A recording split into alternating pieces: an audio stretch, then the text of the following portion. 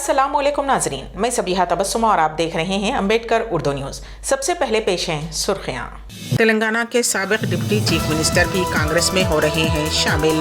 Gangster से सियासतदान बनने वाले मुख्तार अंसारी का इंतकाल। मुख्तार अंसारी के इंतकाल के बाद पुलिस चौकस बाज़ इलाकों में दफ़ा 144 नाफिज और मुख्तार अंसारी को 30 मार्च की सुबह कर दिया जाएगा सुपुर्दे लहर। और अब खबरों की तफसील। रियासत तेलंगाना के साबिक deputy chief minister Kadiyam Shrihari Congress party में शामिल हो रहे हैं। कांग्रेस पार्टी के तेलंगाना उमूर इंचार्ज दीपादास मुंशी ने आज मिनिस्टर क्वार्टर्स में स्टेशन घनपुर के रुकने असेंबली श्रीहरि और उनकी दुख्तर से मुलाकात की। उनसे कांग्रेस पार्टी में शामिल होने की ख्वाहिश की गई। ज़राए के मुताबिक श्रीहरि ने इस बात से इत्तेफाक कर लिया है। मालूम हुआ है कि उन्होंने कांग्रेस में शमूलियत के लिए 2 शर्तें रखी थी, जिससे पार्टी ने इत्तेफाक कर लिया है।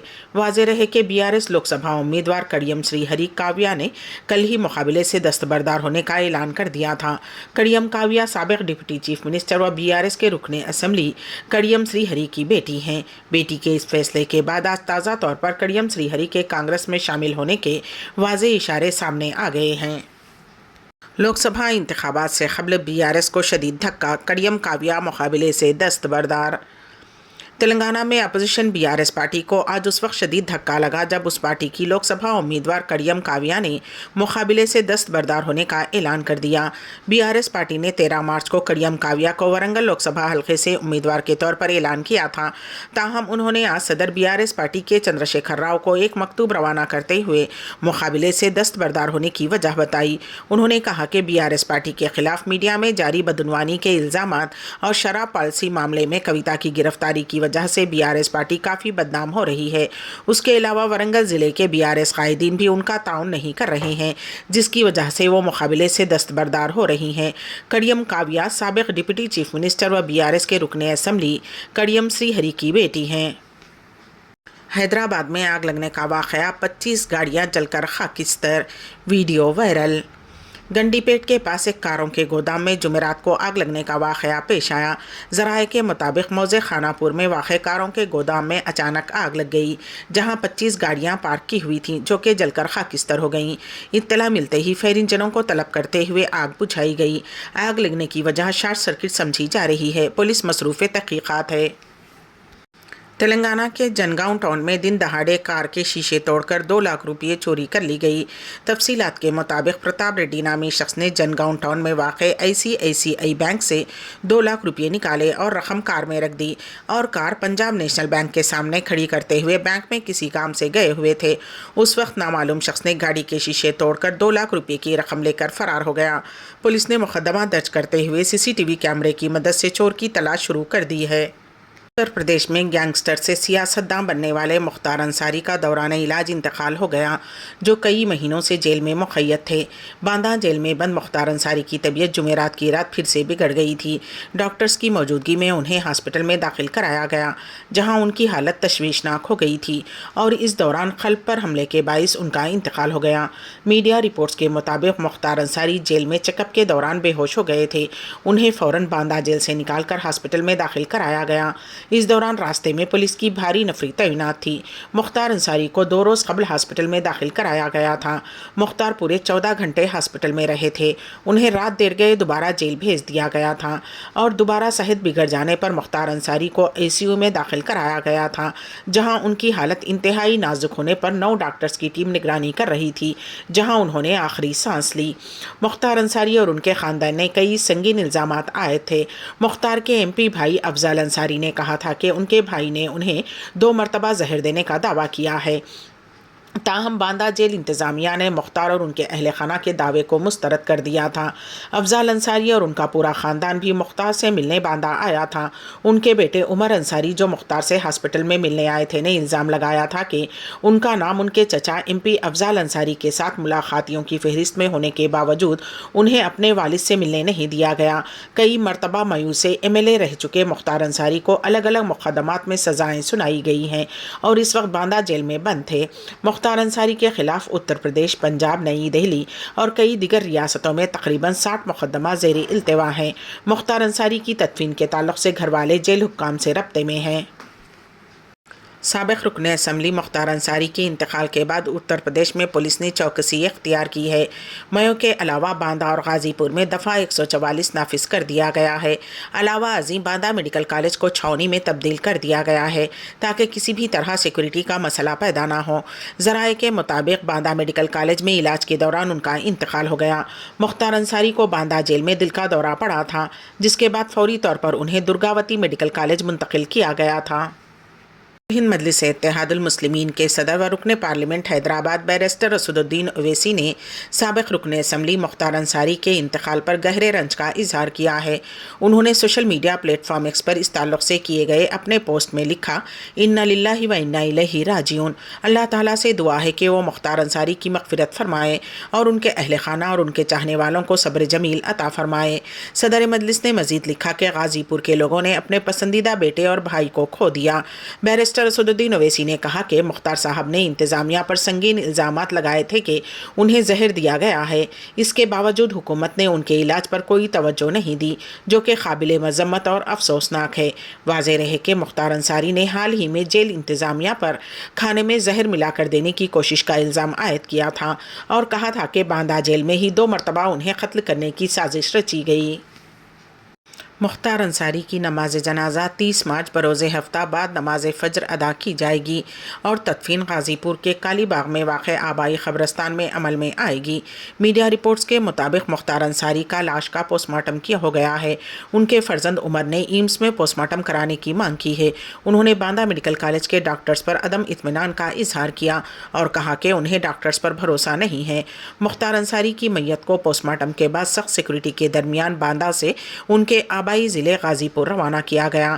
ذرائع نے بتایا کہ مختار انصاری کی نعش کی پوسٹ مارٹم کی کارروائی 5 ڈاکٹرز کے پینل نے ویڈیوگرافی کے دوران تقریباً 2 گھنٹے میں مکمل کیا۔ قبل ازیں مختار انصاری کے بیٹے عمر انصاری 2 بھتیجوں کے ساتھ میڈیکل کالج پہنچے اور پنچنامے کی کارروائی کو مکمل کرنے میں لگے رہے، جس کے بعد پوسٹ مارٹم کا عمل شروع ہوا۔ مختار کی نعش کو پوسٹ مارٹم کے بعد ان کے بیٹے عمر انصاری کے حوالے کر دیا گیا اور نعش کو تقریباً 26 گاڑیوں کے ساتھ سخت حفاظتی انتظامات کے ساتھ پہلے سے طے شدہ راستوں سے غازی پور ضلع میں ان کے آبائی مقام پر روانہ کر دیا گیا۔ واضح رہے کہ جمعرات کی شام باندہ ضلع جیل میں نظر بند زور آور لیڈر مختار انصاری کی حالت انتہائی تشویشناک ہو گئی تھی، جس کے بعد ضلع انتظامیہ نے سخت حفاظتی انتظامات کے ساتھ انہیں فوری طور پر گورنمنٹ رانی درگاوتی میڈیکل کالج میں داخل کرایا تھا۔ 9 ڈاکٹرز کے پینل نے ان کا علاج کیا۔ مختار انصاری علاج کے تقریباً 2 گھنٹے کے اندر حرکت قلب بند ہونے کی وجہ سے چل بسے، جس کے بعد انتظامیہ نے فوری طور پر میڈیکل کالج میں پیرا ملٹری فورس PAC بھی شمول تمام سیکورٹی فورسز کو تعینات کر دیا تھا۔ کانگریس کو IT کا 1700 کروڑ روپے کا نوٹس، راہل کا جمہوریت تباہ کرنے والوں کو انتباہ۔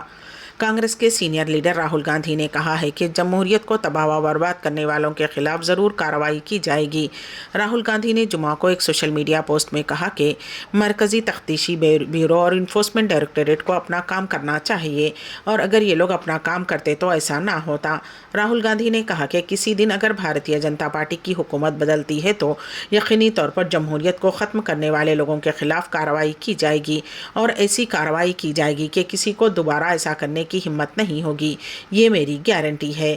قابل ذکر ہے کہ محکمہ انکم ٹیکس نے مالی سال 2017-2018 سے 2020-2021 کے لیے کانگریس پارٹی کو 1700 کروڑ روپے کا نیا نوٹس بھیجا ہے۔ ذرائع کے مطابق محکمہ انکم ٹیکس کا یہ ڈیمانڈ نوٹس سال 2017-2018 سے 2020-2021 کے لیے ہے۔ کانگریس کو بھیجے گئے نوٹس میں 1700 کروڑ روپے کا جرمانہ اور سود شامل ہے۔ محکمہ انکم ٹیکس کے نوٹس نے لوک سبھا انتخابات 2024 کے درمیان کانگریس کی مشکلات میں مزید اضافہ کر دیا ہے۔ کانگریس نے دہلی ہائی کورٹ میں درخواست دائر کی تھی، جس میں 2017-2021 کے لیے محکمہ انکم ٹیکس کے جرمانے کی دوبارہ جانچ کا مطالبہ کیا گیا تھا، لیکن عدالت نے کانگریس کی عرضی کو مسترد کر دیا۔ اس کے بعد پارٹی کو نوٹس بھیجا گیا ہے۔ شامی فوج کا کہنا ہے کہ جمعہ کی صبح شمالی شہر حلب کے قریب اسرائیلی فضائی حملوں میں متعدد افراد ہلاک ہوئے ہیں جبکہ متعدد زخمی ہیں۔ حزب اختلاف کی ایک جنگی مانیٹر نے کہا کہ حملوں میں 42 افراد ہلاک ہوئے ہیں، جن میں سے زیادہ تر شامی فوجی تھے۔ برطانیہ میں قائم حزب اختلاف کی جنگ پر نظر رکھنے والی تنظیم سیرین آبزرویٹری فار ہیومن رائٹس کا کہنا ہے کہ اسرائیلی حملوں نے حلب کے جنوبی مضافاتی علاقے جبرین میں حلب بین الاقوامی ہوائی اڈے کے قریب اور قریبی قصبے صفیرہ میں لبنان کے عسکریت پسند حزب اللہ گروپ کے میزائل ڈپو کو نشانہ بنایا ہے۔ آبزرویٹری نے کہا کہ 36 شامی فوجی اور حزب اللہ کے 6 جنگجو مارے گئے ہیں اور درجنوں افراد زخمی ہوئے ہیں۔ اس حملے کو گزشتہ برسوں میں اس طرح کا سب سے مہلک حملہ قرار دیا جا رہا ہے۔ ان حملوں کے بارے میں اسرائیلی حکام کی جانب سے فوری طور پر کوئی بیان سامنے نہیں آیا ہے۔ مسجد الحرام میں یومیہ 1.5 لاکھ افطار پیکٹس کی جانچ، حرم انتظامیہ کا زائرین کے تئیں تعلق خاطر۔ پیش ہے اس سلسلے میں ہمارے نمائندے کین واصف کی رپورٹ۔ مسجد الحرام میں رمضان المبارک کے آغاز سے زائرین میں تقسیم کیے جانے والے افطار پیکٹس کی طبی بنیادوں پر یومیہ جانچ کی جاتی ہے۔ روزانہ 1.5 لاکھ سے زیادہ افطار پیکٹس کا تفصیلی معائنہ کیا جاتا ہے۔ یہ عمل زائرین حرم سے انتظامیہ کے تعلق خاطر کو ظاہر کرتا ہے۔ الاخباریہ چینل سے گفتگو کرتے ہوئے مسجد الحرام میں موجود لیبارٹری کے ذمہ دار عبد الرحمن القرشی نے بتایا کہ روزے داروں کے افطار کے لیے پیش کیے جانے والے کھانوں اور کھجوروں کے علاوہ دیگر اشیاء خوردنوش کے استعمال کی صلاحیت کو دیکھا جاتا ہے۔ القرشی نے مزید بتایا کہ لیبارٹری میں موجود اہلکار تقسیم کے لیے لائے جانے والے افطاری پیکٹس کا بغور معائنہ کرتے ہیں۔ اگر کسی چیز کے بارے میں معمولی سا بھی شک ہو تو اس کا معائنہ خوردبین کے ذریعے کرتے ہوئے تسلی کی جاتی ہے۔ القرشی کا کہنا تھا کہ ادارے کی فیلڈ ٹیم ہے جو افطار دسترخوان میں اپنا کام روزانہ کی بنیاد پر انجام دیتی رہتی ہے۔ زائرین حرم کو صاف ستھری اور بہتر خوراک افطار میں فراہم کرنا ہماری ذمہ داری ہے تاکہ وہ صحت بخش غذا سے افطار کر پائیں۔ شمالی غزہ میں الشفا میڈیکل کمپلیکس پر اسرائیلی فوج کے حملے میں 200 زیادہ فلسطینی ہلاک جبکہ تقریباً 1000 دیگر کو گرفتار کر لیا گیا ہے۔ حماس کے زیر انتظام میڈیا آفس نے جمعہ کو کہا کہ احاطے کے اندر اسرائیلی فوج کے حملے جاری ہیں۔ بیان میں کہا گیا ہے کہ فوج نے 200 سے زیادہ بے گھر ہونے والے شہریوں کو ہلاک کیا ہے اور تقریباً 1000 دیگر کو گرفتار کر لیا ہے۔ بازعینی شاہدین کے حوالے سے بیان میں کہا گیا ہے کہ کئی عمارتوں کو ٹینکوں سے بمباری کا نشانہ بنایا گیا۔ اسرائیلی فوجیوں نے ارد گرد کے رہائشیوں پر بمباری کرتے ہوئے علاقے کے گھروں کو تباہ کرنے کا سلسلہ جاری رکھا ہوا ہے۔ دریں اثنا اسرائیلی پبلک ریڈیو کے مطابق الشفا ہاسپٹل کے علاقے میں فوج اور شن بیٹ سیکورٹی سروسز کے درمیان جنگ جاری ہے جہاں جنگی ٹیموں نے تقریباً 200 جنگجوؤں کو ہلاک کر دیا ہے۔ ریڈیو کے مطابق چہارشنبے کو دہشت گرد ہاسپٹل کے ایمرجنسی روم سے نکلے اور علاقے میں سرگرم اسرائیلی فورسز پر فائرنگ شروع کر دی۔ ہاسپٹل جو کبھی غزہ کی سب سے بڑی طبی سہولت تھی اب ان چند طبی مراکز میں سے ایک ہے جو اب بھی انکلیو میں کام کر رہے ہیں۔ گزشتہ اکتوبر میں غزہ تنازع شروع ہونے کے بعد سے یہ بے گھر فلسطینیوں کے لیے ایک پناہ گاہ کے طور پر بھی کام کر رہا ہے۔ غزہ میں حماس کے زیر انتظام وزارت صحت کا کہنا ہے کہ غزہ کی پٹی میں اسرائیلی فوجی کارروائی میں کم از کم 32,552 فلسطینی ہلاک اور 74,980 افراد زخمی ہو گئے ہیں۔ وزارت نے جمعرات کو کہا کہ اسرائیلی فوج امبیڈکر اردو نیوز کے اختتام سے قبل دوبارہ سرخیوں پر ایک نظر۔ تلنگانہ کے سابق ڈپٹی چیف منسٹر بھی کانگریس میں ہو رہے ہیں شامل۔ گینگسٹر سے سیاستداں بننے والے مختار انصاری کا انتقال۔ مختار انصاری کے انتقال کے بعد پولیس چوکس بعض علاقوں میں دفعہ 144 نافذ اور مختار انصاری کو 30 مارچ کی صبح کر دیا جائے گا سپرد لحد۔ اسی کے ساتھ ہی امبیڈکر اردو نیوز یہیں پر اختتام پذیر ہوتی ہیں، تو دیجیے گا سبیحہ تبسم کو اجازت۔ اللہ حافظ۔